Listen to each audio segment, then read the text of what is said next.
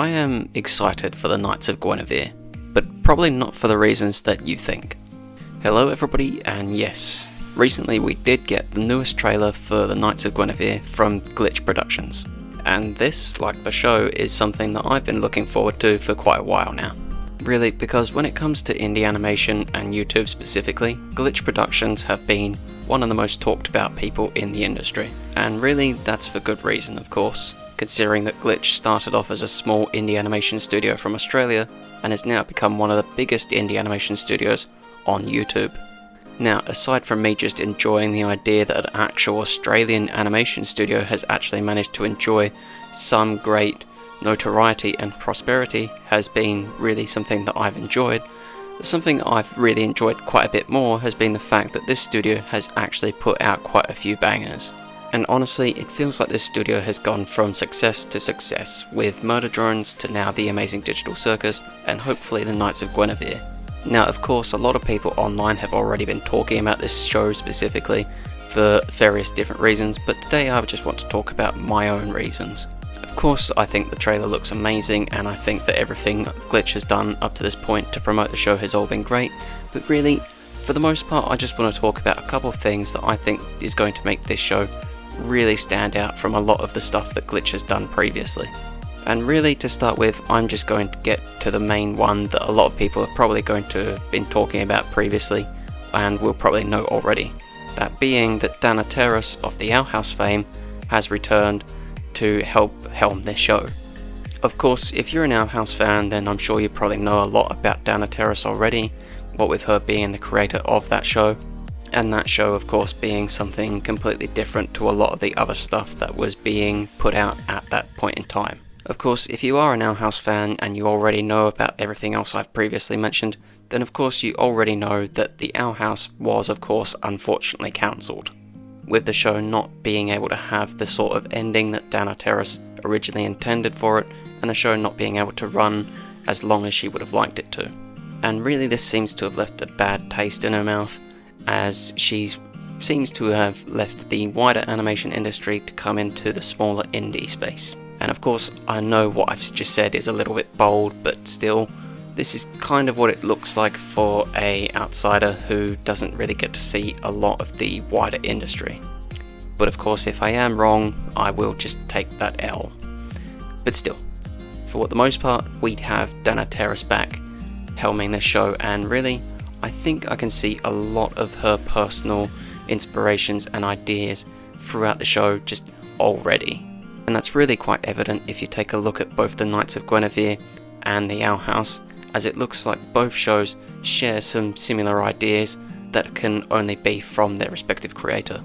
And really, the biggest reason why I'm excited to see someone like Dana Terrace back to helm a show like this is really just due to the fact that in the indie space, there are less restrictions on what can be broadcast and what can be shown to audiences and what can be put out there into the internet and just everything else. And really, I don't think that Glitch has the same sorts of standards and practices department as someone like Disney does.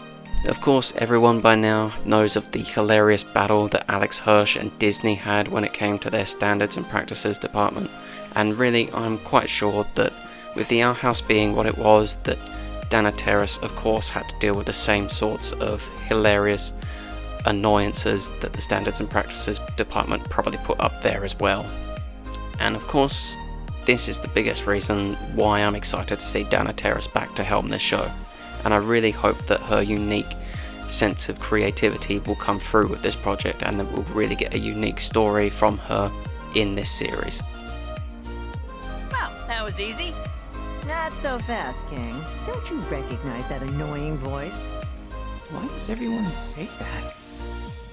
And finally, the biggest thing that I want to mention just before we go has to be the fact that we are getting some TV quality 2D animation on YouTube. Now, of course, when it comes to indie animation on YouTube, we have had other 2D creators in this space before, especially with Vivian Medrano and her show Hell of a Boss and Has Been Hotel.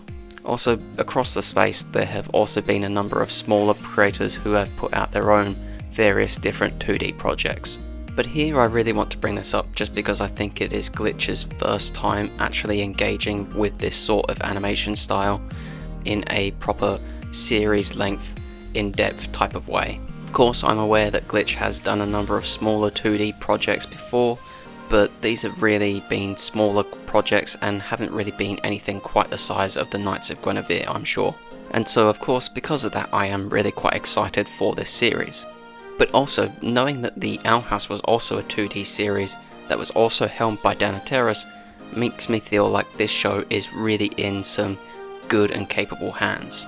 And lastly, in terms of the 2D animation, I really think that this show is something that's going to look really quite unique and different to a lot of the other 2D animation projects that we've seen in the indie space across YouTube.